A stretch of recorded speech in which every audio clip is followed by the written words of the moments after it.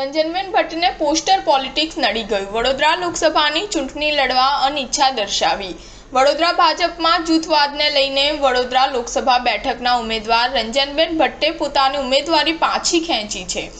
તેઓએ સોશિયલ મીડિયામાં જાહેરાત કરી છે। તેઓએ પોતાના એક્સ હેન્ડલ પર જણાવ્યું છે કે હું રંજનબેન ધનંજય ભટ્ટ મારા અંગત કારણોસર લોકસભા 2024ની ચૂંટણી લડવા અનિચ્છા દર્શાવું છું। વડોદરા લોકસભા બેઠક ઉપર ભાજપના ઉમેદવાર તરીકે ત્રીજી વખત રંજનબેન ભટ્ટનું જ્યારથી નામ જાહેર થયું હતું ત્યારથી વડોદરા શહેર અને જિલ્લાના રાજકારણમાં ગરમાવો આવી ગયો છે। ભાજપના ઉમેદવાર સામે ભાજપના જ રાષ્ટ્રીય મહિલા મોરચાના માજી ઉપાધ્યક્ષ જ્યોતિબેન પંડ્યાએ ભ્રષ્ટાચારના આક્ષેપો મૂકીને રંજનબેનને કરવામાં આવેલા રિપીટ અંગે નારાજગી વ્યક્ત કરી હતી।